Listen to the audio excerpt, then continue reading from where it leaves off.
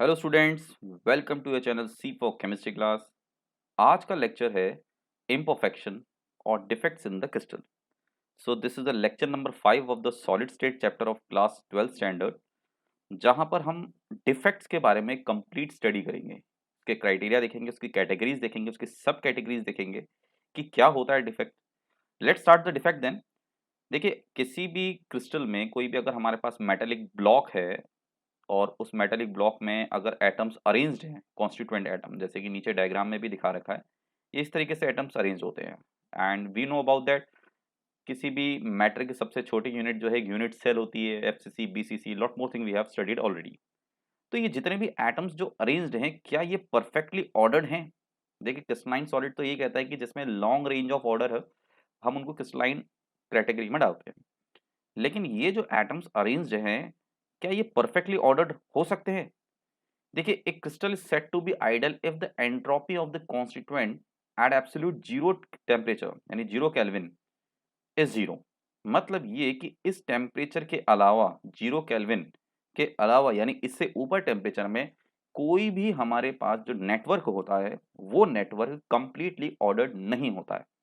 यानी उसकी जो एंट्रोपी कुछ ना कुछ वैलिड होती है, यानी उसकी एंट्रोपी जीरो नहीं हो सकती। एंट्रोपी मतलब किसी भी एटम की जो ऑर्डर्ड स्थिति है वो डिसऑर्डर्ड स्टेट में जाना, है ना। Like we have already discuss in the chapter thermodynamics कि अगर जैसे फॉर एग्जांपल अगर हम किसी भी एटम को कंप्रेस करके रखते हैं, या फॉर एग्जांपल एक परफ्यूम की बॉटल ले लीजिए। अब आप परफ्यूम को स्प्रे करेंगे तो कंटिन्यूअसली स्प्रेड करते रहेगा पूरे रूम में, धीरे धीरे पूरे हाउस में, फिर बाहर को सराउंडिंग में एक्सपेंड करते रहता है। यानी उसकी स्टेट जो है वो कौन सी है? ऑर्डर से डिसऑर्डर्ड स्टेट में आने की, है ना। सो ऑर्डर से डिसऑर्डर्ड स्टेट में जाना, यही जो है क्या कहलाता है? किसी भी सिस्टम की एंट्रोपी। ठीक है, और ये एंट्रोपी का इंक्रीज करना होता है कि ऑर्डर्ड था, अचानक डिसऑर्डर्ड स्टेट में। और ये नेचुरल प्रोसेस है, एक स्पॉन्टेनियस प्रोसेस है। तो क्रिस्टल के फॉर्म में या किसी भी एटम सॉलिड स्टेट में जो एटम्स हैं, उनके लिए भी यही कहा गया है कि ये भी परफेक्टली ऑर्डर्ड में नहीं होते हैं unless the temperature given is zero kelvin. जब तक जीरो केल्विन टेम्परेचर नहीं है, तो वो जो क्रिस्टल का जो अरेंजमेंट है जिसमें एटम है, कॉन्स्टिट्यूएंट एटम बिल्कुल प्रॉपर्ली ऑर्डर्ड स्टेट में है, वो एक ऑर्डर्ड स्टेट में नहीं होते हैं अबव जीरो केल्विन। ठीक है।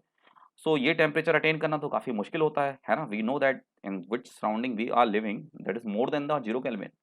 जीरो केल्विन से ऊपर के सराउंडिंग में ही हम रहते हैं, जहां पर किसी भी मेटेलिक स्टेट या किसी भी सॉलिड स्टेट का जो नेटवर्क है वो परफेक्ट ऑर्डर में नहीं हो सकता। तो इससे क्या राइज होगा? तो यहाँ पर ऐसी केस में यहाँ जो राइज होगा वो होगा आपका क्या? Defect.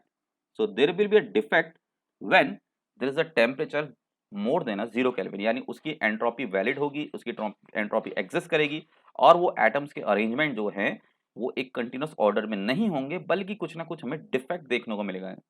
So this is the defect we are going to study. अब वो डिफेक्ट क्या होगा? डेफिनेटली आप समझ गए हैं कि ऑर्डर्ड में नहीं है, एटम्स का एक परफेक्ट अरेंजमेंट नहीं है, कुछ ना कुछ वहां पर जो है हमें एक इम्परफेक्शन दिखाई देगी। So let's study about the defect in detail then. See, वैसे तो हमारे पास तीन टाइप की कैटेगरीज हैं, ठीक है। So before starting the vacancy defect, मैं आपको वो तीनों कैटेगरीज को बता देता हूँ। देखिए, यहाँ पर स्टार्ट वैसे इलेक्ट्रॉनिक डिफेक्ट में होता है, ठीक है, एंड देन एटॉमिक डिफेक्ट। तो आज हम एटॉमिक डिफेक्ट को डिटेल में पढ़ेंगे, ठीक है। यहाँ पर ये जो हमारे पास पूरा डिफेक्ट की जो सीरीज चलेगी, it will come under atomic defect या एटॉमिक इम्परफेक्शन, ठीक है। First clear this thing in your mind. यहाँ पर हमारे पास तीन तरह के डिफेक्ट्स हम जनरली देखते हैं, एंड वो तीन तरह के डिफेक्ट जो हैं, सबसे पहला आता है आपका स्टोइकोमेट्रिक स्टोइक्योमेट्री डिफेक्ट, ठीक है।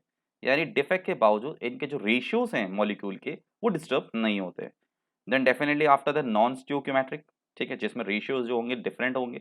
And third one is impurity defect, ठीक है, जिसको हम बाद में डिस्कस करेंगे, ठीक है। So let's start with the stoichiometric defect. तो यहाँ जो अभी तक कैटेगरी चलेंगी, ठीक है, जिसके अंदर सब डिफेक्ट होंगे, तो सबसे पहले हम एटॉमिक डिफेक्ट में जो स्टडी कर रहे हैं, दैट इज स्टोइकोमेट्रिक डिफेक्ट, ठीक है।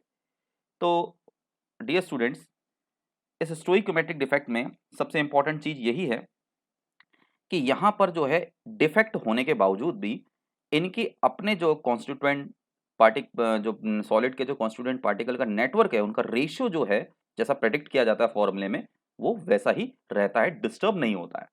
ठीक है, सो सपोज हमारे पास कोई भी अगर NaCl एग्जाम्पल के तौर पे ले रहे तो, और suppose there is a defect in the network of the NaCl, तो ये रेशियो जैसे 1:1 है ये ही रहेगा even after the defect. So that's come under the stoichiometric defect. सबसे पहला डिफेक्ट जो इस कैटेगरी के अंदर आता है that is vacancy defect. Now what is a vacancy defect? See, vacancy defect जो है ये कोवलेंट सॉलिड की एक प्रॉपर्टी है जो कि डिफेक्ट को शो करती है। Now we I told you कि डिफेक्ट तो राइज होगा। क्यों राइज होगा? क्योंकि 0 केल्विन से ऊपर किसी भी मॉलिक्यूल की एंट्रोपी एग्जिस्ट करती है, यानी वो ऑर्डर्ड से डिसऑर्डर्ड स्टेट में रहता ही है। अब डिसऑर्डर्ड स्टेट में रहेगा तो इसका मतलब डिफेक्ट तो होगा ही, सराउंडिंग से एनर्जी एब्जॉर्ब करेगा, मॉलिक्यूल्स एस्केप हो जाएंगे, वहां पर होंगे नहीं, एग्जिस्ट नहीं करेंगे, है ना, 0 केल्विन से ऊपर में। अब 0 केल्विन की टेम्परेचर कंडीशन तो हम देते हैं नहीं, है ना, मोर देन 0 केल्विन ही रहता है, तो there must be the defect, that is vacancy defect. और ये जो डिफेक्ट देखा जाता है ये किस में देखा जाता है? जनरली कोवलेंट नेटवर्क में इजीली देखा जाता है। इसको क्रिएट करना भी बहुत इजीली है, सिंपल ऑन हीटिंग। ठीक है, तो देख लीजिए कैसा है, यहाँ पर एक नेटवर्क है, ठीक है, जैसे हमने नेटवर्क अभी पीछे देखा था ना, तो ये नेटवर्क का था हमारे पास पूरा कंप्लीट। अब अचानक क्या हुआ कि इसमें थोड़ा सा टेम्परेचर मिला या सराउंडिंग से एनर्जी मिली, और सराउंडिंग से जब इसको एनर्जी मिलने लगी तो कुछ एटम्स ने वो एनर्जी गेन करी। और हम जानते हैं कि कैसे सॉलिड स्टेट में जब कोई एटम एनर्जी गेन करता है तो वो वाइब्रेशनल स्टेट में आ जाता है, और धीरे धीरे अपने वाइब्रेशनल स्टेट से एक जगह बनाता है, एक स्पेस बनाता है।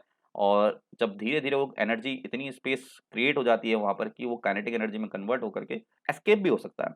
जनरली हीट एनर्जी से कुछ एटम्स हमारे देखिए अपनी सरफेस या अपने स्पेस जहां पर इनकी लेटिस साइट है ना, जहां पर एटम एग्जिस्ट करते हैं उसको क्या बोलते हैं? Lattice site. तो अपनी लेटिस साइट से ये एटम जो है एस्केप हो चुके हैं, जा चुका है। देखिए यहाँ पर एक एटम होना चाहिए था रेड कलर के जहां पर मैं बना रहा हूँ, बट अब नहीं है। तो इसका मतलब क्या है कि यहाँ पर एटम ने एनर्जी गेन करी और कुछ ये मिसिंग है। You can see here easily also, here is some atom is missing, this is a network here. और इस नेटवर्क में देखें एटम मिसिंग है, इसी को हम बोलते हैं वैकेंसी डिफेक्ट। अब देखिए ये जो डिफेक्ट है, ठीक है, इसके क्या कॉन्सिक्वेंस होते हैं?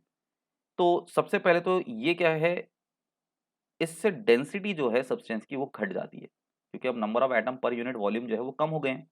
ठीक, और कितनी ज्यादा डिफेक्ट होंगे, यानी कितने एटम इसमें से मिसिंग होंगे? एक एटम मिसिंग होगा, दो होगा। अब जनरली ये तो एक दो तो होते नहीं है, it comes under the mole, जहां पर एक मोल 6.0 टू 10.23 एटम के बराबर होता है। तो अंडर द मोल कम ना, तो एक एटम मिसिंग नहीं होगा, तो बहुत सारे में एटम्स होंगे। लेकिन इनकी जो क्वांटिटी है, कितने ज्यादा मिसिंग होंगे, ये डिपेंड करेगा इनके टेम्परेचर में। ठीक है, तो जब ये डिफेक्ट अराइज कब होता है, इसका सबसे इंपॉर्टेंट पार्ट ये है, it occurs during the imperfect packing during crystallization. यानी जब भी किसी भी मॉलिक्यूलर स्टेट जो कि लिक्विड स्टेट होगी और वो क्रिस्टलाइन फॉर्म में कन्वर्ट हो रही है, तो उस दौरान जो है उनकी पैकिंग जो है बहुत अच्छे से नहीं हुई है। ठीक, जनरली तब देखा जाता है। और जब कोई एटम क्या करता है, एनर्जी गेन करता है, हीट एनर्जी सराउंडिंग से, और वाइब्रेशनल स्टेट में आकर के अपनी सरफेस को या अपनी लेटिस साइड को छोड़ के चले जाता है। So this effect is known as vacancy defect.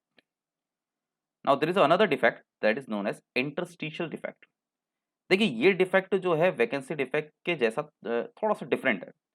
यहाँ पर ये है कि आप एक चीज देख रहे हैं कि जैसे ये पूरा नेटवर्क है हमारे पास, यहाँ आप ये स्पेस देख रहे हैं, जहाँ पर ये व्हाइट कलर की स्पेस है, जहाँ मैं रेड से मार्क कर रहा हूँ। अगर क्या हो कि कुछ एटम यहाँ पर आकर के अपनी एक जगह बना रहे जो इनका जिनका रेडियस इस वाइड्स के बराबर हो, है ना, तो यहाँ पर एक एग्जाम्पल के तौर पे कंसीडर कर लेते हैं कि ये एक एटम है हमारा ब्लू कलर का, जिसने ऐसे ही कोई वाइड को ऑक्यूपाई कर लिया। मतलब ये ज्योमेट्री पूरी इनकी डिस्टर्ब नहीं हुई है, ये नेटवर्क का जो अरेंजमेंट है ये डिस्टर्ब नहीं हुआ है ना। तो यहाँ पर जो अरेंजमेंट है वो डिस्टर्ब नहीं हुआ है, बल्कि क्या हुआ है कि जो इनकी इंटरस्टिशियल साइट्स, यही साइट्स इंटरस्टिशियल साइट्स होती हैं, तो इन इंटरस्टिशियल साइट्स में अगर एटम आकर के अपनी प्लेस बना ले, तो ऐसे डिफेक्ट को हम बोलते हैं इंटरस्टिशियल डिफेक्ट। ठीक है, एक तरीके से एडिशनल एटम हो गया, यानी एक नेटवर्क तो चल ही रहा था, अब अचानक जो वहाँ वॉइड खाली थी वहां पर ये एटम एग्जिस्ट करने लग गया। तो additional addition of an extra atom within a crystal structure ये इंटरस्टिशियल डिफेक्ट कहते हैं। और इस डिफेक्ट से जो है डेंसिटी सब्सटेंस की बढ़ जाती है। अब डेंसिटी कैसे बढ़ जाती है? देखिए नंबर ऑफ एटम पर यूनिट वॉल्यूम बढ़ गए। देखिए एटम तो हमारे पास ऑलरेडी एग्जिस्ट कर रहे थे ना लेटिस साइट में, ये लेटिस साइट है जहाँ पर एटम रहते हैं, बट ये जहाँ वॉइड थी वहां एटम आकर के आने लग गया, और डेफिनेटली एटम जो होगा जितना ये स्पेस होगी उतने के बराबर ही होगा। तो नंबर ऑफ एटम तो यहाँ पर चेंज हो गए। तो इससे एक रिजल्ट और होता है, डिस्टॉर्शन आ जाता है। देखिए यहाँ पर इसने अपनी जगह बना ली है। अब जो एक रेगुलर अरेंजमेंट होना चाहिए था, यहाँ पर ग्रे कलर की एटम होना चाहिए था, यहाँ पर ब्लू कलर का एटम आ गया, ये एक्सटर्नल एटम है। ठीक, तो यहाँ पर आपका इन्वर्सली फिनोमेना भी कहा गया है, जस्ट बिकॉज यहाँ डेंसिटी बढ़ती है, वैकेंसी में डेंसिटी जो है वो डिक्रीज होती है। नाउ मोस्ट इंपॉर्टेंट जो एग्जामिनेशन पॉइंट ऑफ व्यू से भी काफी पूछा जाता है, that is the Schottky defect. देखिए शॉर्टकी डिफेक्ट जो है जनरली ये एग्जिस्ट करता है आपका किसी भी आयनिक क्रिस्टल में। ठीक, तो जनरली हम आयनिक क्रिस्टल अगर हमारे पास जैसे कि NaCl काइंड ऑफ कोई भी हमारे पास एक आयनिक क्रिस्टल है, वहां ये शॉर्टकी डिफेक्ट देखने को मिलता है। देखिए शॉर्टकी इफेक्ट को समझना है तो पहले आपको ये समझना होगा कि आयंस का नेटवर्क होता कैसे है।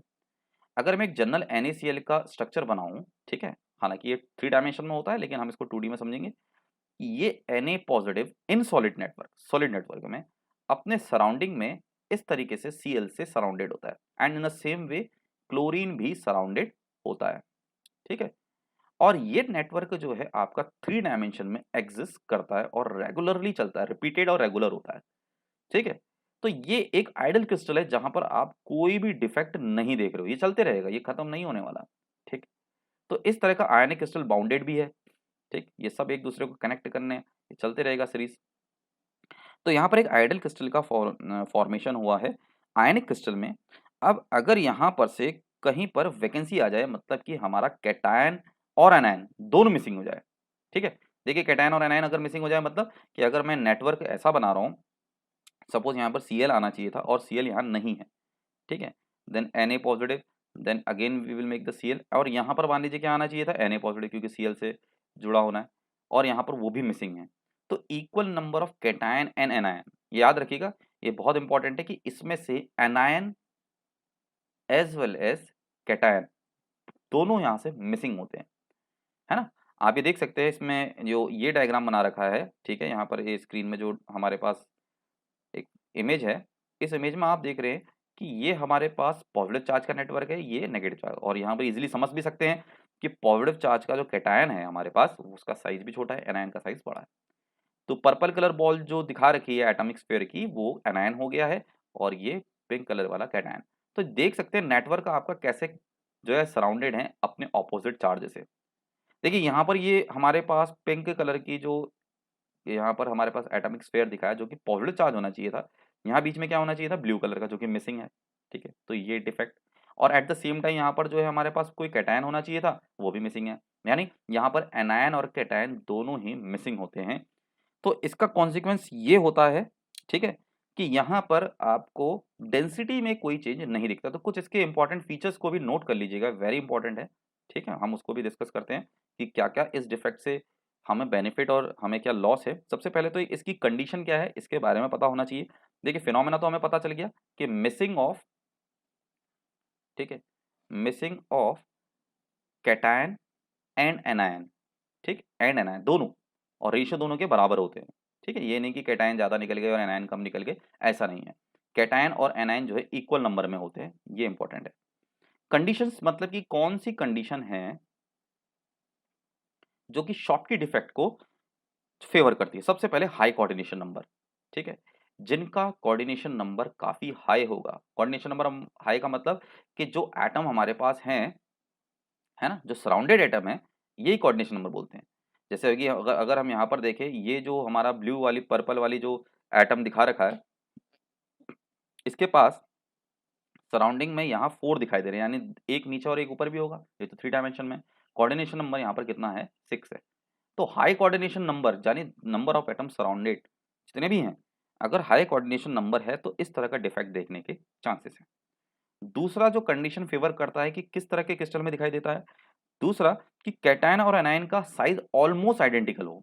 ठीक है ना, यहाँ पर तो वैसे दिखाई दे रहा है कि हमारा पॉजिटिव चार्ज वाला छोटा है, ब्लू वाला जो है पर्पल वाला नेगेटिव चार्ज वो बड़ा है, बट यहाँ पर कैटायन और एनायन इनका साइज ऑलमोस्ट, ठीक है, और एनायन का साइज ऑलमोस्ट बराबर हो, ठीक है, ऑलमोस्ट आइडेंटिकल। तो ये वो कंडीशंस है जिनमें शॉर्टकट इफेक्ट देखने को मिलता है। कौन कौन से एग्जाम्पल्स है, जनरली अल्कली मेटल्स में ये हमारी कैटेगरी है। ठीक है, तो अल्कली मेटल हैलाइड, तो अल्कली मेटल्स हैलाइड इसके एग्जाम्पल्स हैं इसके में जो एग्जाम्पल्स आते हैं जनरली NaCl में भी ये देखने को मिलता है, KCl में मिलेगा, ठीक है। इसी तरीके से जितने भी अल्कली के cesium chloride, again we can also see in the KBr also. तो यहाँ वो एग्जाम्पल्स हैं जहाँ पर हमें शॉर्टकट इफेक्ट देखने को मिलता है। एक एक्सपेरिमेंट में ये पता चला है कि NaCl के क्रिस्टल में अगर हम शॉर्टकट इफेक्ट को ऑब्जर्व करें कि अबाउट 10⁻20 आयंस आर प्रेजेंट पर सेंटीमीटर क्यूब। मान लीजिए 1 सेंटीमीटर क्यूब में 10⁻22 नंबर ऑफ आयंस जो है प्रेजेंट है, ठीक है।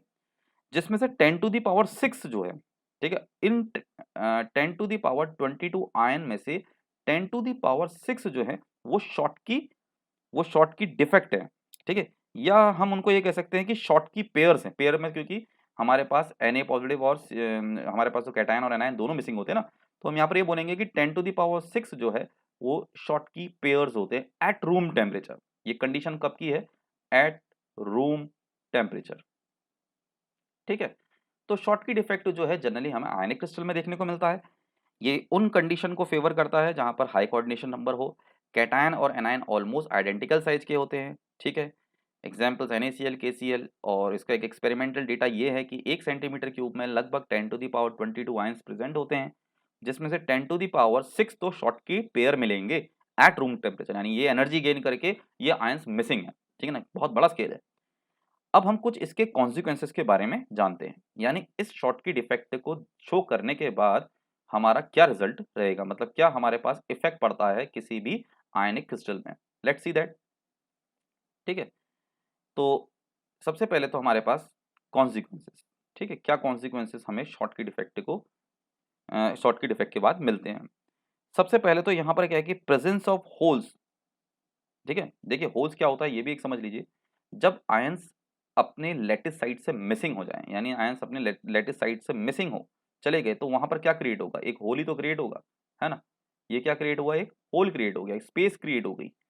तो ये जो स्पेस क्रिएट है इसकी वजह से क्या होता है, इस होल क्रिएशन की वजह से, ठीक है, मैं इसको रेड इंक से लिख देता हूँ, थोड़ा ब्राइटनेस ज़्यादा हो रही है। तो ये जो होल क्रिएशन हुआ है ना बच्चों, इससे पहला तो कंडीशन यही है कि हमें क्या देखने को मिलता है कि इसकी डेंसिटी कम हो जाती है, ठीक है। Just because of the these holes formed by missing of the anion and cation, density decreases, density यहाँ पर डिक्रीज हो जाती है, ठीक है। सो डेंसिटी डिक्रीज होती है। पहला तो हमें ये समझ में आ गया कि इसमें डेंसिटी का डिक्रीज को हमें देखने को मिलता है। दूसरा हम इसमें ये भी समझ सकते हैं कि due to presence of the large number hole, जब इतने सारे आयंस और कैटायंस मिसिंग होंगे तो जो होल का फॉर्मेशन होगा, ठीक है ना, तो उससे जो होगी इसमें एक अनस्टेबिलिटी भी क्रिएट हो जाती है, ठीक। इसमें एक अनस्टेबिलिटी भी हमारी क्या है, क्रिएट। सो जो अनस्टेबिलिटी क्रिएट होती है वो इसलिए होती है क्योंकि due to the presence of large number of hole, जो इसमें होल्स की जो क्वांटिटी है ना बहुत ज़्यादा बढ़ जाती है। सो यहाँ पर हम ये पॉइंट्स को नोट कर लेते हैं कि क्या क्या है जो इसके कॉन्सिक्वेंसेस हैं, ठीक है। कॉन्सिक्वेंसेस ये हैं कि सबसे पहले तो इसमें क्या है कि होल्स क्रिएट होते हैं, holes created, holes created because of missing of ions, ठीक है, because of the missing of ions and lowers the density also, and lowers the density of crystal, ठीक है। तो यहाँ पर डेंसिटी जो है क्रिस्टल की वो भी कम हो जाती है। तो यहाँ पर यही है कि होल्स क्रिएट होते हैं, ठीक है, ये होल्स क्रिएटेड है। और दूसरा इंपॉर्टेंट है कि क्योंकि होल्स की क्वांटिटी काफ़ी ज़्यादा थी, अभी हमने एक्सपेरिमेंटल डेटा देखा 10⁻22 में से 10⁻6 तो हमारे शॉर्ट की पेयर्स होते हैं, तो जिसकी वजह से इसमें एक स्टेबिलिटी घट जाती है, डिक्रीज हो जाती है, ठीक है। तो हम ये भी कह सकते हैं कि stability of the crystal decreases, ठीक है, stability of the crystal decreases, ठीक। और इससे एक प्रॉब्लम और आती है इसी स्टेबिलिटी के कारण, and it also lowers it's lattice energy, and also it lowers, यानी लैटिस एनर्जी को भी ये कम कर देता है। It's lowers the lattice energy. देखिए समझना कैसे है, अब आपको पता है कि हर एक पॉजिटिव आयन नेगेटिव आयन से सराउंडेड है ना, ये नेगेटिव है पॉजिटिव है। तो जब ये negative ion positive around positive से सराउंडेड है तो इस तरीके से ये इससे बाइंडेड है, बॉन्ड इससे काफ़ी मजबूत और स्ट्रांग बना है, आयनिकली अट्रैक्टेड, बहुत स्ट्रांगली अट्रैक्टेड है। अब अगर ये कैटायंस और एनायन मिसिंग होंगे, मान लीजिए यहाँ पर हमारे पास ये पॉजिटिव कैटायन होना चाहिए था, ये negative anion anion anion, but यहाँ से कोई नहीं है ना इसको बैलेंस करने वाला, तो इस तरीके से इसमें अनस्टेबिलिटी आ जाएगी, है ना, वो सिमेट्रिकल, वो सिमेट्री नहीं है इसमें पॉजिटिव और नेगेटिव चार्ज के बीच में। तो ऐसे में जो लैटिस एनर्जी है ना वो भी डिक्रीज हो जाती है। लैटिस एनर्जी मतलब कि किसी भी आयनिक सॉलिड को उसके कॉन्स्टिट्यूएंट गैसेस कैटायन और एनायन में कन्वर्ट, जब किसी को हम डिसॉल्व करते तो क्या होगा, जैसे मान लीजिए NaCl डिसॉल्व होगा तो क्या ये कैटायन और एनायन ही तो बाहर आएंगे। तो जब ये कैटायन और एनायन बाहर आएंगे तो इनको लैटिस एनर्जी की रिक्वायरमेंट होती है, लैटिस साइड में ये ऑलरेडी होते हैं, ये भी डिक्रीज हो जाती है। तो थर्ड कॉन्सिक्वेंस है वो इसका ये है कि इस डिफेक्ट से इलेक्ट्रिकल कंडक्टिविटी क्या है, बढ़ जाती है। ठीक है, increases the electrical conductivity, increases the electrical conductivity। ठीक, तो इलेक्ट्रिकल कंडक्टिविटी बढ़ जाना शॉर्ट की पेयर्स में देखने को मिलता है। देखिए रीजन ये है कि क्योंकि होल्स क्रिएट हो गए हैं, यानी मिसिंग स्पेस क्रिएट है, तो अगर हम इसको इलेक्ट्रिकल कंडक्शन के लिए यूज करें तो जो फ्री इलेक्ट्रॉन्स होंगे वो इजीली यहाँ से जंप करके अपनी स्पेस बना करके रैंडमली पूरे सिस्टम में ट्रैवल कर सकते हैं, है ना। तो movement of the free ion, free electron, तो यही तो रिस्पॉन्सिबल होता है इलेक्ट्रिकल कंडक्टिविटी के लिए। तो यहाँ पर यही कह सकते हैं कि under the influence of the electric field, यानी अगर हम इसमें इलेक्ट्रिक फील्ड अप्लाई करें तो ये जो आयंस होते हैं, ठीक है, इलेक्ट्रॉन्स हैं, आयंस हैं, ये अपने फ्री स्पेसेस को ऑक्यूपाई करते हैं, मोशन करते हैं, and with respect to this motion electrical conductivity इसमें आगे को बढ़ती है। Now let's see the another defect, that is the Frenkel defect. देखिए Frenkel defect it is quite different from the Schottky defect, ये भी एनायन और कैटायन के लिए ही होता है, बट इसके कुछ कॉन्सिक्वेंसेस है। पहले तो डिफेक्ट देख लेते हैं, फिर देखते हैं कंडीशन क्या है और कॉन्सिक्वेंसेस क्या होंगे।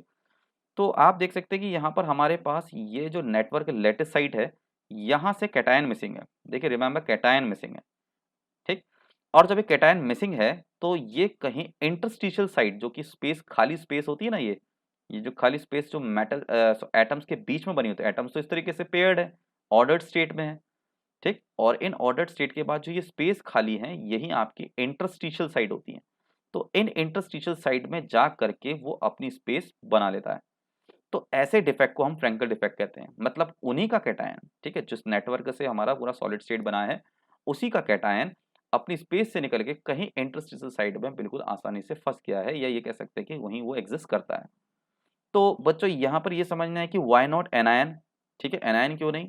तो सबसे पहले इंपॉर्टेंट चीज यही है कि एनायन का साइज काफी बड़ा होता है, और ये इंटरस्टिशियल साइट्स जो है ना इतनी छोटी होती हैं कि इनमें एनायन फिट नहीं हो पाते हैं।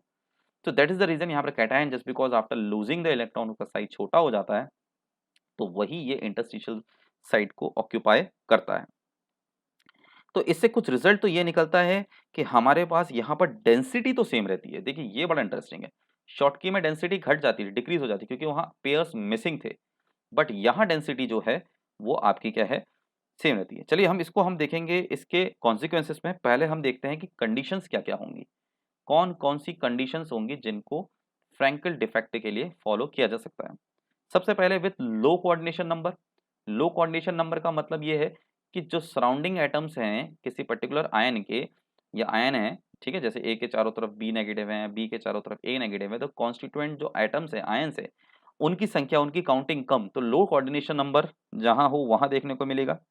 और ये उनमें जनरली देखने को मिलता है जिसमें एनायन आपका काफी बड़ा हो, ठीक है, anions are much bigger, anions are bigger in size than cation.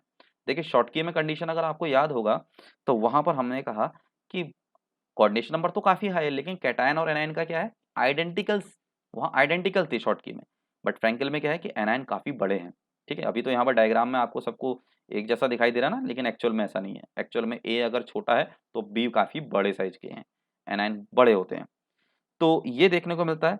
और ये किस तरह के हमारे पास कौन-कौन से एग्जांपल्स हैं जहाँ पर हमें फ्रैंकल डिफेक्ट देखने को मिलता है? ये हमारे पास जनरली सिल्वर हैलाइड्स में ये फ्रैंकल डिफेक्ट जनरली देखने को मिलता है। ठीक है, सिल्वर हैलाइड्स। और सिल्वर हैलाइड में जैसे कि हमारे पास एग्जांपल है AgCl, ठीक है? फिर एक एग्जांपल आ गया AgBr, then we have a silver iodide also. और रिमेंबर इसमें वेरी इंपॉर्टेंट क्वेश्चन है जो बहुत बार पूछा जाता है कि कौन सा ऐसा एग्जाम्पल है जो दोनों ही यानी शॉटकी डिफेक्ट भी शो करता है और आपका फ्रैंकल डिफेक्ट भी शो करता है, वो है AgBr।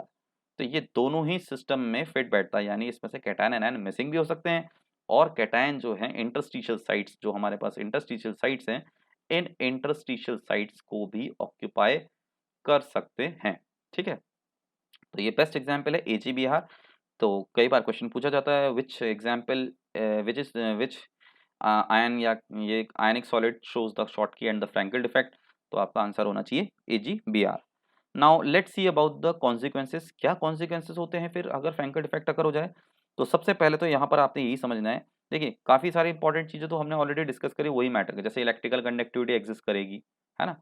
तो इलेक्ट्रिकल कंडक्टिविटी क्यों करेगी?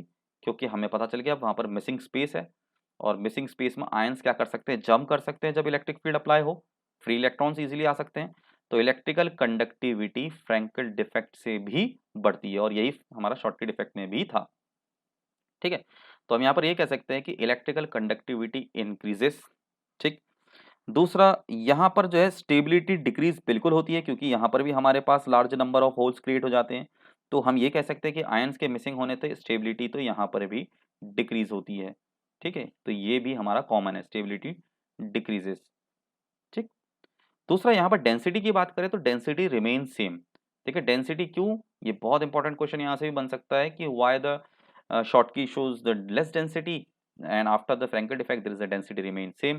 देखिए आयंस तो number of per unit volume उतनी ही है, ए अगर मिसिंग था तो वो अपनी जगह से हट के दूसरी जगह में आ गया, लेटिस साइट से हट के इंटरस्टिशियल साइट में आ गया, उसने कोई स्पेस पूरा एटॉमिक नेटवर्क थोड़े ना छोड़ दिया, वो तो वहीं एग्जिस्ट कर रहा है।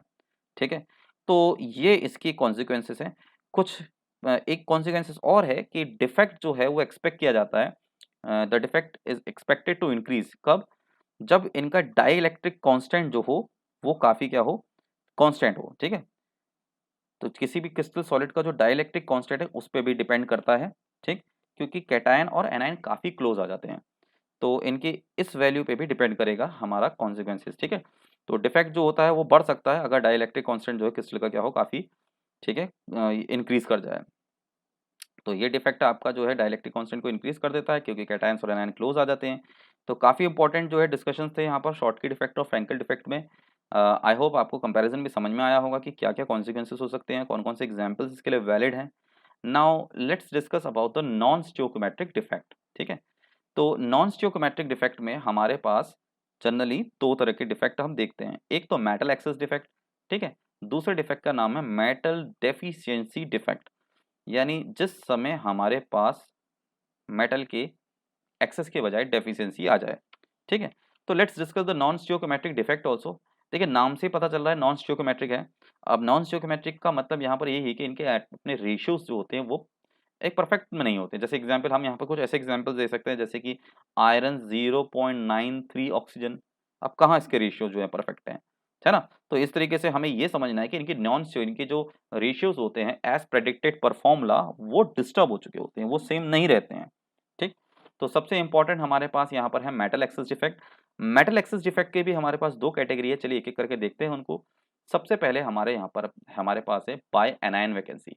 ठीक है, हम नॉन स्टियोकोमेट्रिक में मेटल एक्सेस डिफेक्ट दे रहे हैं, नाम से पता चल रहा है कि मेटल एक्सेस में है, पहली बात तो ये समझ लीजिए। और ये मेटल एक्सेस डिफेक्ट में क्या है हमारे पास, पहली क्रिएशन, पहले हमारे पास कैटेगरी क्या है, बाय द एनायन वैकेंसी, यानी जब एनायन की वैकेंसी हो जाए।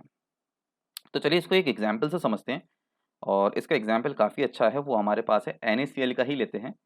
और इस डिफेक्ट में क्या होता है बच्चों, कि सपोज ये आपके पास कोई नेटवर्क है, ठीक है, और इस नेटवर्क में हमारे पास NaCl के नेटवर्क में हमने यहाँ पर Na हमने सोडियम की वेपर्स इसमें ऐड करनी स्टार्ट कर दी। हमने कहीं से सोडियम की वेपर्स का अरेंजमेंट किया। अब सोडियम की वेपर्स जब सरफेस में बैठने लगी, यानी सरफेस में स्टिक करने लगी, ठीक है, तो वहाँ पर सोडियम क्या करेगा, सोडियम तो बहुत अच्छा आयनेशन, थोड़ी सी भी एनर्जी मिल जाए तो ये अपना क्या करता है, अपने आप को कैटायन में चेंज कर देता है और एक इलेक्ट्रॉन रिलीज कर देता है। अब नेटवर्क तो हमारे पास किसका है, NaCl का। ठीक है, ये Na पॉजिटिव Cl नेगेटिव समझ लीजिए इनको, ये Na पॉजिटिव Cl नेगेटिव। ठीक है, ये Na पॉजिटिव है Cl नेगेटिव है, ऐसा ये हमारे पास कंटिन्यूअस नेटवर्क है। इसके ऊपर हमने अलग से सोडियम वेपर्स ऐड करी हैं। अब सोडियम वेपर जब सरफेस पे डिपॉजिट हो जाएंगी वहां पर वो Cl नेगेटिव को अट्रैक्ट करेंगे। क्यों करेंगे? क्योंकि खुद कैसे हैं? Positive charge. तो Cl नेगेटिव जब अट्रैक्ट होगा तो अपनी सरफेस छोड़ के आ जाएगा। देखिए मान लीजिए यहाँ से Cl, जहाँ पर इलेक्ट्रॉन लिखा है ना, अभी बताता हूँ इलेक्ट्रॉन कहाँ से आया। सपोज यहाँ पर Cl नेगेटिव था बट वो चले गया है, ठीक है। अब क्या होगा कि इस Cl नेगेटिव तो यहाँ से चले गया, यहाँ पर तो आ गई वैकेंसी। Cl नेगेटिव तो अट्रैक्ट हो गया Na पॉजिटिव से, सरफेस छोड़ के चले गया, अपने एटॉमिक नेटवर्क को छोड़ के Na पॉजिटिव जो सरफेस में डिपॉजिट था उसके साथ चले गया। अब यहाँ आ गई है वैकेंसी। इस वैकेंसी को बैलेंस करने के लिए क्यों? क्योंकि कैटायन और एनायन के रेशो बिल्कुल सेम नहीं थे। यहाँ पर पॉजिटिव चार्ज देख रहे हो, यहाँ पर Cl नेगेटिव जा चुका है। तो इसको बैलेंस करने के लिए यहाँ पर ये जो छोड़ा हुआ इलेक्ट्रॉन था वो इस स्पेस को ऑक्यूपाई कर लेता है, इसीलिए यहाँ पर इलेक्ट्रॉन लिखा हुआ है। I hope this is getting you clear. ठीक है, कि क्या मतलब है इसका, आपको समझ में आ रहा है कि यहाँ पर हम, ठीक है, इसको मैं साफ कर देता हूँ कि Cl नेगेटिव जो है यहाँ से स्पेस से क्लियर हो गया।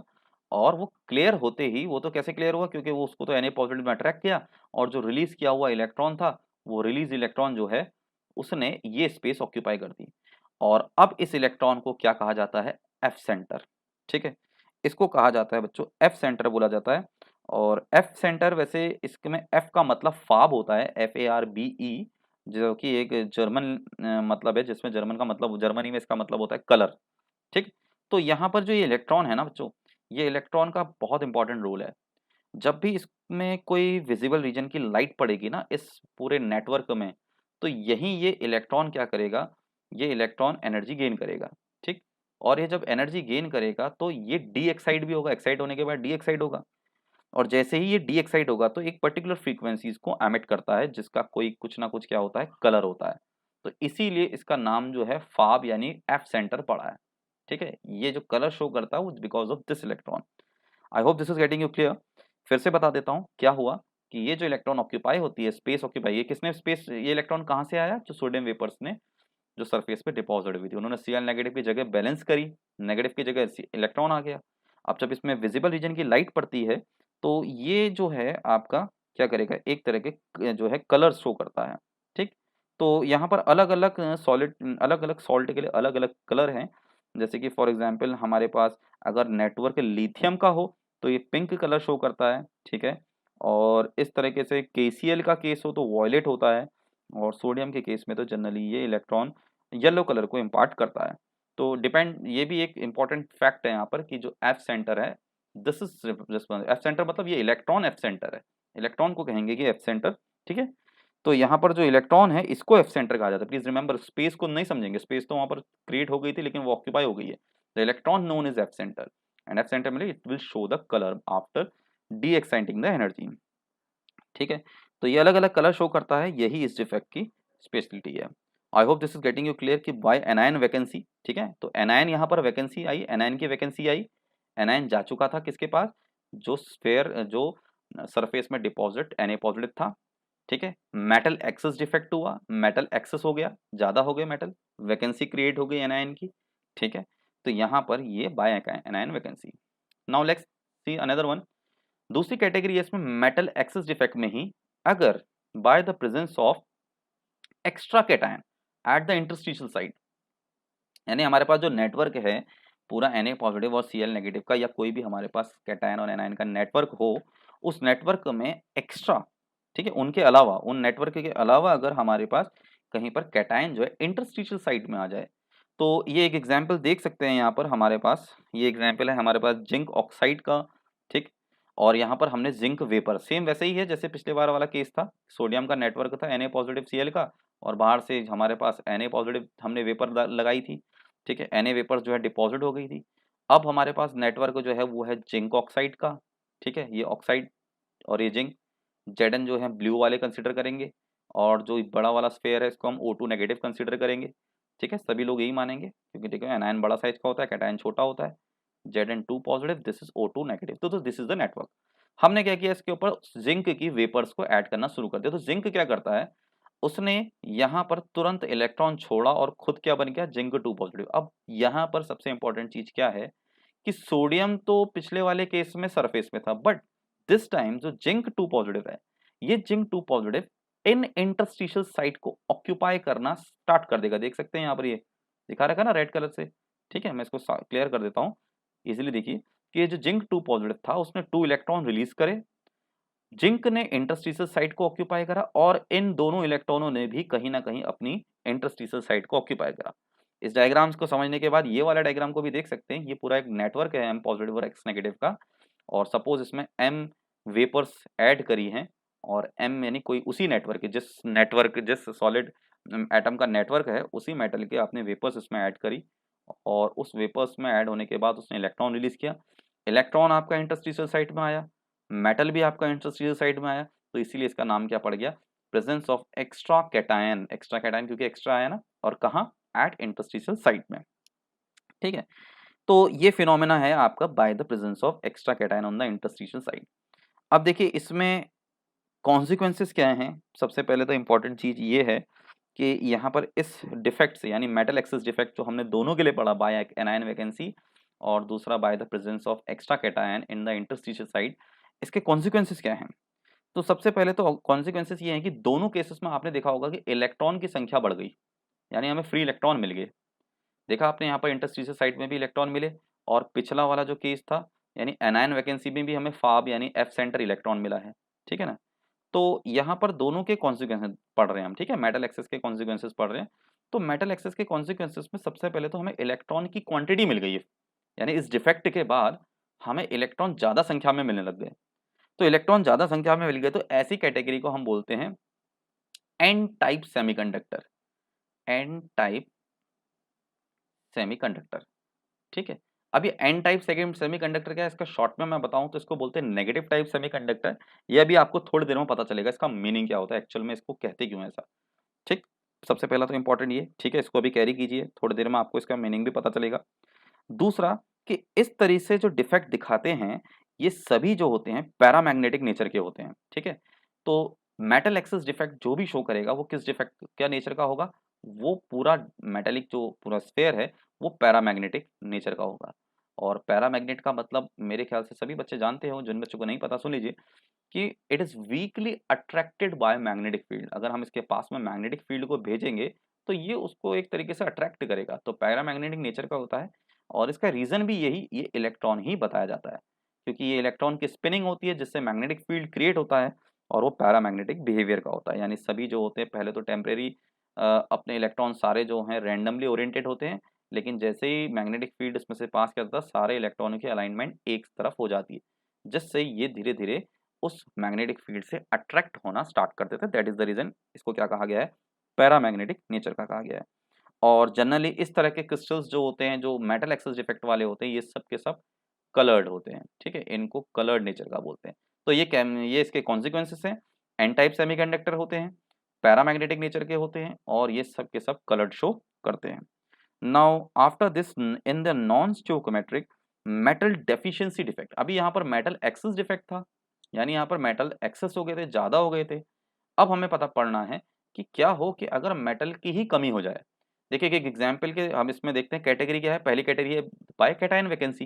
देखिए टॉपिक के नाम से समझते हुए चलिए, पिछला वाला था बाय एक्स्ट्रा, वहाँ तो एक्स्ट्रा मेटल थे ना। ठीक है, वहाँ पर डेफिशिएंसी नहीं थी, एक्सेस था, अभी डेफिशिएंसी है। तो पहले कैटेगरी आ गई बाय कैटायन वैकेंसी, कि कैटायन यहाँ से मिसिंग है। ठीक है, देखिए कंप्लीट मिसिंग है, चले गया है, यहाँ पर मेटल की कमी है। टॉपिक का नाम जैसा सजेस्ट किया है वैसा ही इसका मीनिंग भी है।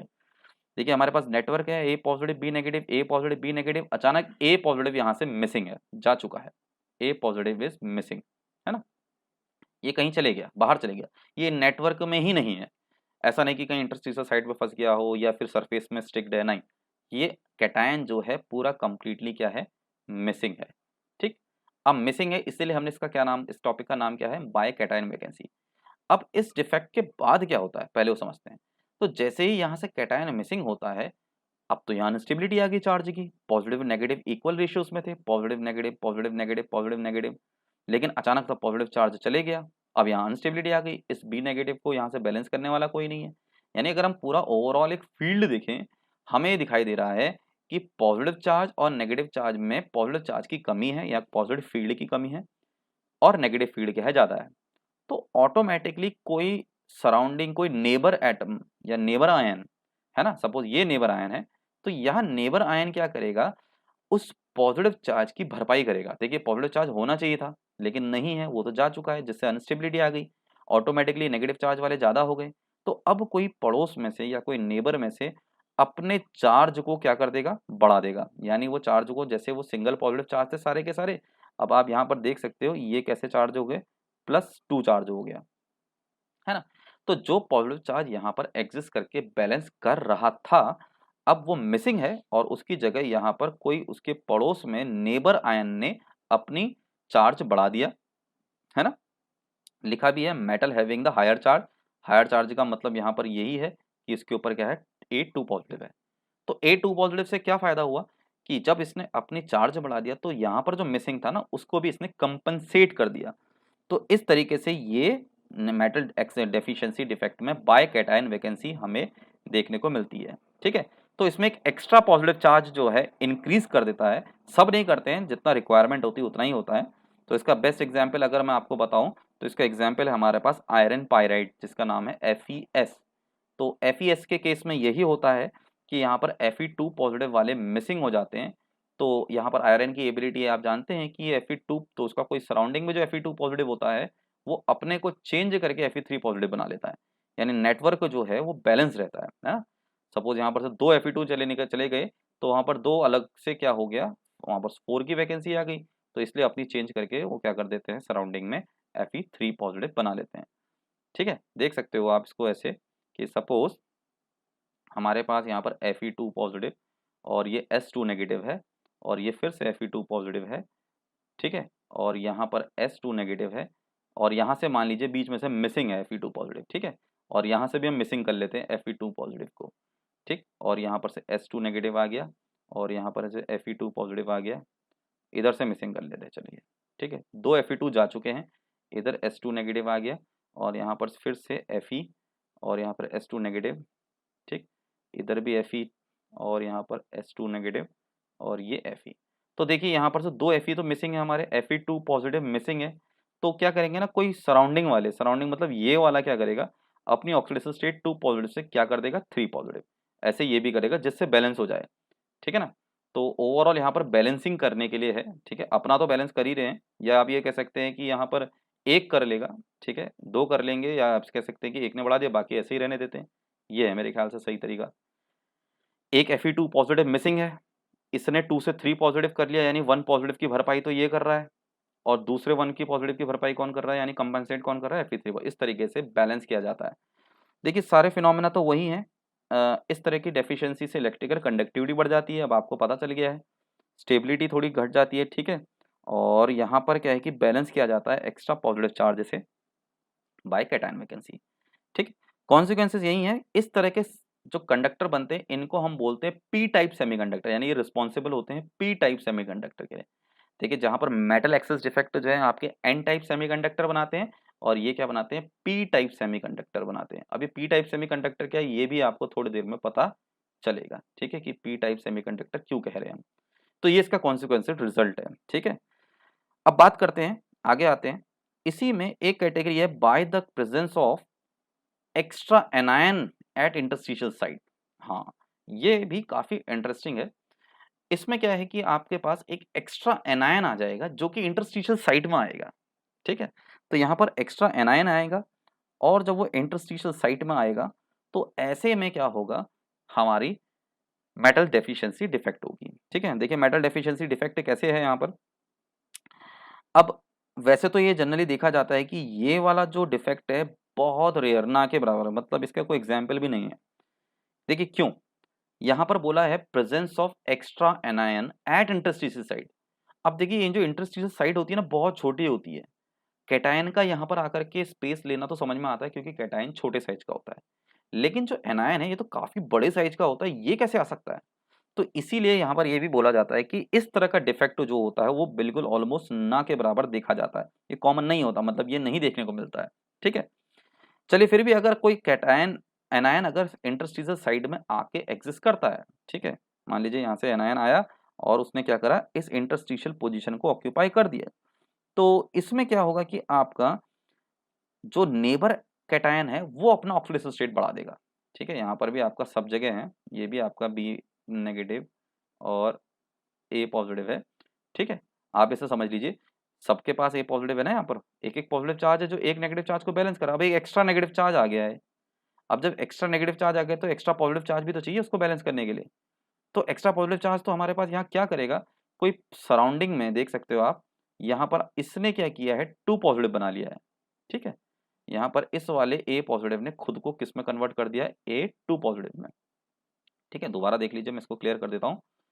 क्या हुआ है कि यहाँ पर जैसे ही हमारा एक्स्ट्रा एनायन इंटरस्टिशियल साइड में आया, इस पड़ोस के ए ने क्या किया, अपना पॉजिटिव चार्ज ए के बजाय क्या कर दिया, टू पॉजिटिव कर दिया, ठीक है। तो ये जैसे ही टू पॉजिटिव किया तो बैलेंस हो गया, बट ये बहुत रेयर होता है, ये एग्जिस्ट नहीं ही करता है, ठीक ठीक है। अब हमारे पास जो तीसरी तरह का डिफेक्ट है स्टोइकोमेट्रिक और नॉन स्टोइकोमेट्रिक के बाद, वो है इम्प्योरिटी डिफेक्ट। देखिए इम्प्योरिटी डिफेक्ट में आपको एन टाइप और पी टाइप को क्लियरली समझ में आ जाएगा। वैसे तो ये फिजिक्स का पार्ट है, आप इलेक्ट्रॉनिक फिजिक्स में जरूर पढ़ेंगे, कॉम्बिनेशंस पढ़ेंगे, N N type N P, ठीक है, जंक्शंस आएंगे वहाँ, P N P N P N, इस तरह के कॉम्बिनेशन है। लेकिन जो बेसिक है आप वो यहाँ पर भी समझ सकते हैं। देखिए ये इसको समझना बहुत ईजी है, बहुत टफ नहीं है। पहले तो हम एक समझते हैं, ये हमारे पास सिलिकॉन ले रखा है। सिलिकॉन जो है वो 14 ग्रुप का एलिमेंट है, कार्बन के बाद आता है। तो सिलिकॉन जो है सॉरी, तो यहाँ पर जो सिलिकॉन है वो टेट्रावेलेंट है, ठीक है। टेट्रावेलेंट का मतलब है जो 4 इलेक्ट्रॉन शेयर करता है।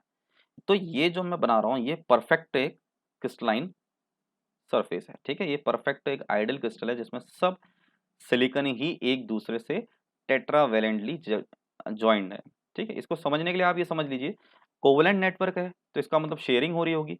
तो मान लीजिए अगर ये सिलिकॉन अपना इलेक्ट्रॉन इस सिलिकॉन को दे रहा है और ये वाला सिलिकॉन फिर इसको अपना इलेक्ट्रॉन दे देगा, एट द सेम टाइम ये यहाँ पड़ोस में इसको भी देगा और ये वाला सिलिकॉन भी इससे इलेक्ट्रॉन शेयर कराएगा। देखो हर सिलिकॉन अपने इलेक्ट्रॉन एक दूसरे से शेयर कर रहे हैं, ठीक है ना, कोवेलेंट बॉन्डिंग हो रही है।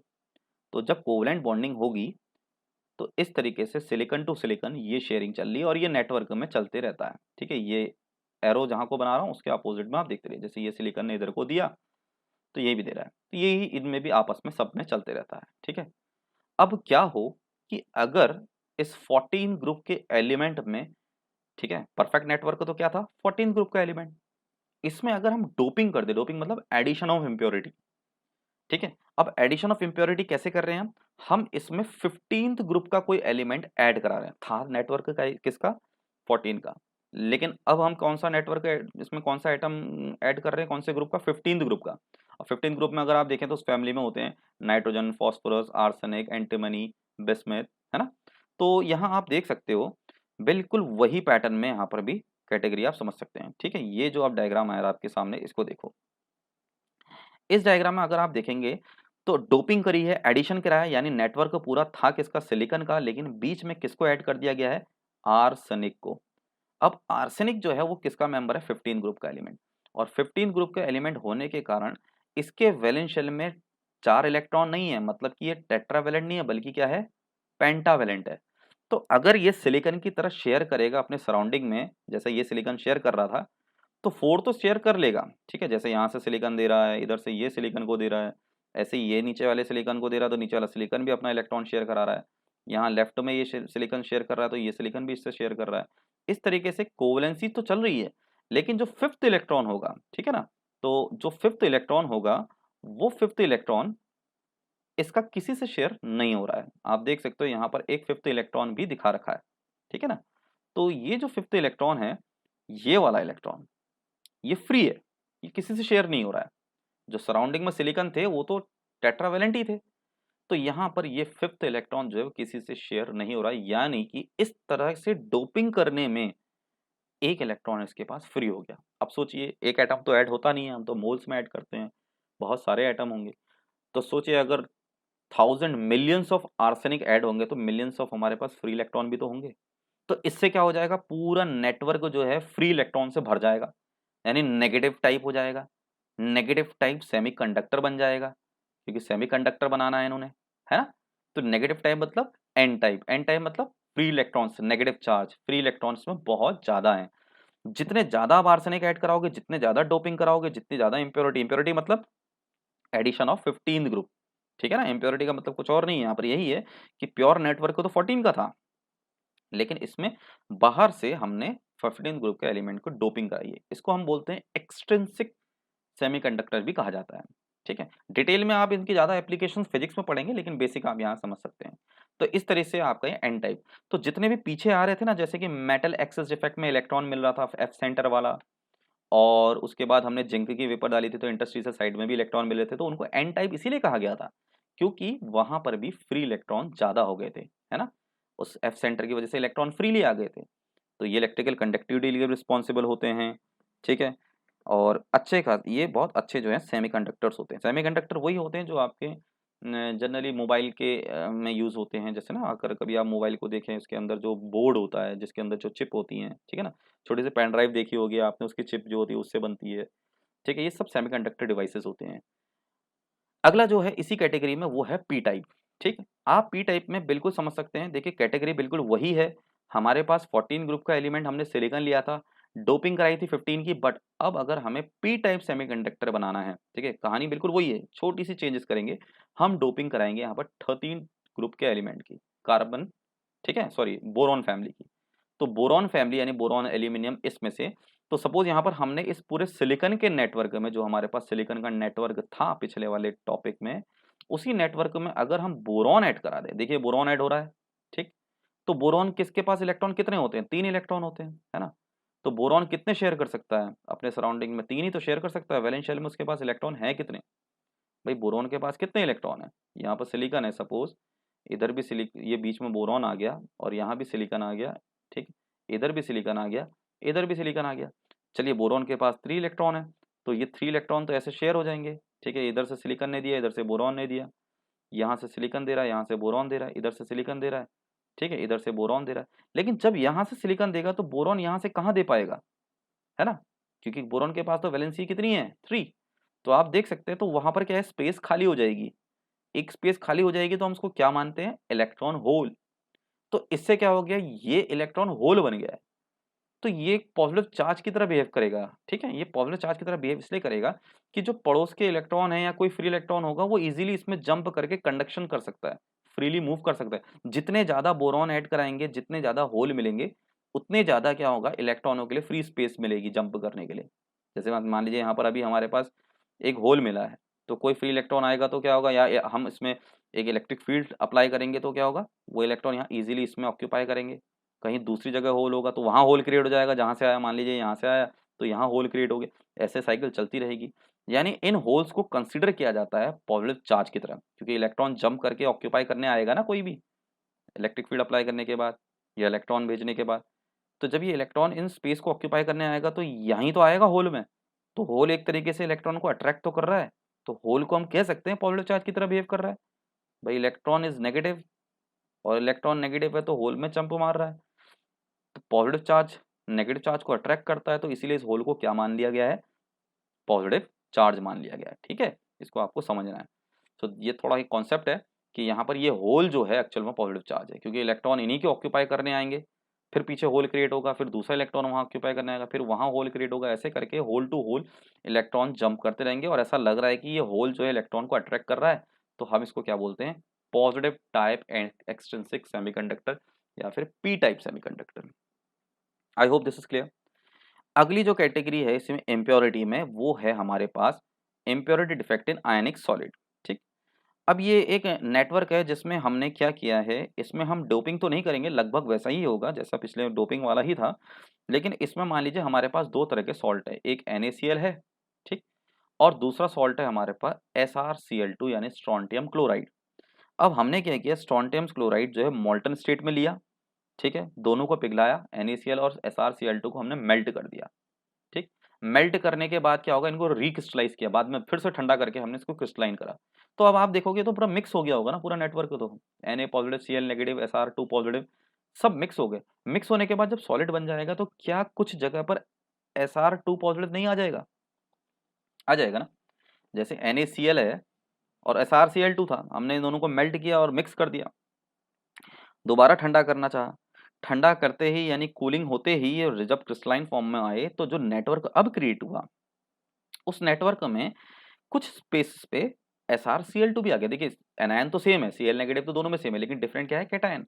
तो आपको कहीं कहीं पर Na पॉजिटिव भी दिखाई देगा और कहीं कहीं पर आपको क्या दिखाई देगा, Sr2 पॉजिटिव भी। लेकिन आपको इसमें एक इंटरेस्टिंग बात ये दिखाई देगी कि जहां पर Na पॉजिटिव मिसिंग है, देखिए यहाँ पर Na पॉजिटिव मिसिंग है ना, तो ये जो Na पॉजिटिव मिसिंग है तो होल क्रिएट कर गया, लेकिन उसको बैलेंस कर दे रहा है यहाँ पर कौन, Sr2 पॉजिटिव, क्योंकि Na था सिंगल पॉजिटिव, Sr है 2 पॉजिटिव।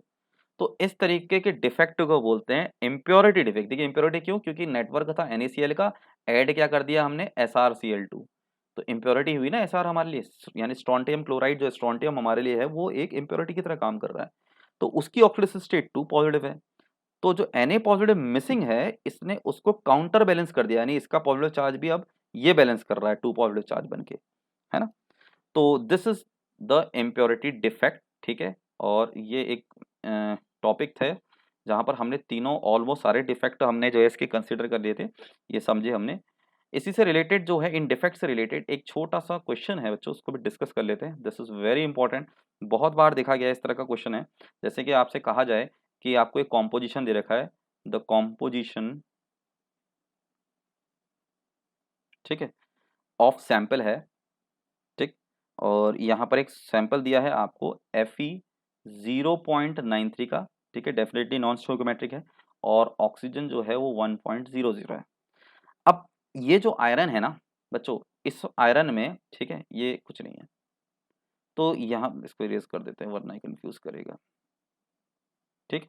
इस आयरन में आपके पास यहाँ पर परसेंटेज जो है Fe2 पॉजिटिव का भी होगा, और यहाँ पर परसेंटेज जो है Fe3 पॉजिटिव का भी होगा, हमें वो कैलकुलेट करना है, ठीक है। तो हमसे तो इतना पूछा है, वैसे तो हमसे दोनों कैलकुलेट करेंगे, लेकिन हमसे पूछा है कि what percentage of iron is present in the form of Fe3। तो अब आपको समझ जाना है कि भाई इसमें जो है Fe3 भी प्रेजेंट है और इसमें Fe2 भी है, ठीक है। चलिए इसको हम समझते हैं कैसे करेंगे इस तरह के क्वेश्चंस को, ठीक है। काफी अच्छा क्वेश्चन है, one of the important questions है। तो देखिए अगर ये प्योर आयरन ऑक्साइड होता, इफ प्योर आयरन ऑक्साइड, ठीक है, प्योर आयरन ऑक्साइड। अब ये प्योर आयरन ऑक्साइड क्यों कह रहा हूं मैं, देखिए इसमें नॉन स्टियोकोमेट्रिक है, यानी डिफेक्ट के बाद जब इसमें डिफेक्ट हुआ तो इसके जो रेशियोज हैं वो सिमेट्री नहीं है। तो जो प्योर आयरन ऑक्साइड होता है वो क्या होता है, वो तो FeO होता है ना, यानी जो उसके रेशियोज होते हैं वो तो किस रेशियो में होते हैं, 1:1 के फॉर्म में होते हैं, ठीक हो गया। ये हमें मान के चलना है, ठीक है। 1 मिनट के लिए हम इसको समझते हैं। अगर हम ये कहें कि X एटम अगर हम Fe2 के मान लेते हैं, लेट अस, ठीक, लेट X एटम, अगर मान लो कि हमारे पास X एटम है किसके, ऑफ Fe2 पॉजिटिव के, ठीक है, रोमन नंबर में हम इसको 2 लिख दे रहे हैं, ठीक। तो ठीक है, replaced by x atom, sorry इसको ऐसे मानते हैं कि एक्स एटम ऑफ Fe2 जो है रिप्लेस्ड बाय, क्योंकि हमें तो Fe3 निकालना है, रिप्लेस्ड बाय Fe3, ठीक है, यानी Fe2 को रिप्लेस कर दिया Fe ने। देखिए जब यहाँ पर पूरा नेटवर्क जब चेंज हुआ होगा, क्रिस्टल लैटिस में से Fe2 पॉजिटिव निकला होगा, तो कुछ Fe2 को किसने रिप्लेस कर दिया होगा, उन्होंने खुद को कन्वर्ट कर दिया होगा Fe3 में, ठीक है। तो हम ये कह सकते हैं कि हमारे पास नंबर ऑफ एटम Fe3 कितने हैं, X हैं, ठीक है। तो Fe2 कितने हैं हमारे पास, ठीक है, तो नंबर ऑफ Fe2 कितने होंगे, ठीक, वो हो जाएंगे आपके 0.93 में से X माइनस करेंगे। प्लीज समझिएगा कि X atom of Fe2 replaced by Fe3, इसका मतलब यही है कि जो Fe2 को हम कंसिडर नहीं कर रहे, हम कह रहे हैं कि X एटम है भाई Fe3, तो हमने कहा Fe2 कितने हैं, 0.93x, ठीक, क्योंकि ऑक्साइड तो न्यूट्रल है, ऑक्साइड के ऊपर ना पॉजिटिव चार्ज ना नेगेटिव चार्ज है, ठीक है ना, क्योंकि वो तो बैलेंस हो रहा है ना। अगर Fe2 पॉजिटिव मिसिंग है तो कुछ Fe3 भी तो है जो कि बैलेंस कर रहे हैं पूरे नेटवर्क को। तो इसका मतलब क्या है कि यहाँ पर टोटल चार्ज, ठीक है, total charge on iron atom, जो टोटल चार्ज है आयरन एटम में वो इक्वल टू किसके है, चार्ज ऑन ऑक्सीजन, ठीक है। अभी अभी हमने थोड़ी देर पहले देखा था ना कि चार्ज तो बैलेंस हो जाता है, अगर कोई डिफेक्ट भी है, अगर कैटायन मिसिंग भी है तो कोई उसका नेबर मॉलिक्यूल अपने ऑक्सीडेशन स्टेट को बढ़ा देता है, 2 से 3 कर देता है, चार्ज तो बैलेंस हो जाता है, ठीक है। तो कितने बैलेंस करने पड़ेंगे हमें यहाँ पर? हम जानते हैं Fe2 पॉजिटिव होता है, ठीक है, 2 Fe तो 2 है, Fe2 पॉजिटिव होता है ना, तो 2 कितने होंगे 0.93 माइनस एक्स, क्योंकि उसमें कुछ हमारे Fe3 वाले भी हैं, ठीक है, जिनके ऊपर 3 पॉजिटिव स्टेट होती है, वो है एक्स, और इक्वल टू टोटल कितने हैं 2 के बराबर। यहाँ से आप सॉल्व करेंगे तो x इज इक्वल टू कितना आ जाएगा 2 माइनस 1.86, यानी ये आ गया 0.14। तो अगर हम परसेंटेज देखें इसमें, परसेंटेज ऑफ आयरन निकालें तो टोटल नंबर ऑफ Fe, ठीक है, तो टोटल नंबर ऑफ Fe से जिसका भी निकालना है टोटल नंबर ऑफ Fe, और हमें जिसका लिए कैलकुलेट करना है, क्योंकि हमें क्वेश्चन में Fe3 के लिए पूछा है, तो नंबर ऑफ Fe3, ठीक है, एटम्स इनटू 100। अब नंबर ऑफ Fe3 के हमें अभी अभी कैलकुलेट किया 0.14, और टोटल हमारे पास कितना था 0.93 डिवाइडेड बाय इनटू 100, ये 15.05, ठीक है। तो बच्चों ये हुआ हमारे पास नेटवर्क जो है पूरे, उसमें कुछ Fe3 पॉजिटिव हमारे ये चले गए, क्योंकि हमारे पास ना पूरा नेटवर्क था Fe2 का, Fe2 Fe और ये O2, ठीक है, ऐसा समझ लो आप, ये भी ये O2 हो गया, ये Fe2 हो गया। अब यहाँ पर Fe2 होगा मिसिंग, डिफेक्ट आ गया, तो कुछ ने अपने Fe3 के चेंज कर लिए होंगे, तो हमें ये पता चल गया ओवरऑल तो पूरा न्यूट्रल है, ओवरऑल तो पूरा न्यूट्रल है, ठीक है ना। तो यहाँ पर आपका Fe2 मिसिंग है, तो कोई पड़ोसी ने क्या करा होगा अपना Fe3 पॉजिटिव चेंज कर लिया होगा, तो ऐसे बैलेंस किया होगा, तो बैलेंस करने के बाद टोटल चार्ज तो न्यूट्रल है, ठीक है ना। So this was all about the defect air, ठीक है। इसके न्यूमेरिकल को भी मैंने डिस्कस कर दिया, इस तरह के न्यूमेरिकल काफ़ी पूछे जाते हैं। If you will find some more numerical please do it and practice it about this, और इसको पूरा रिवाइज करिएगा, ठीक है। So let's meet in the next lecture, till then thank you.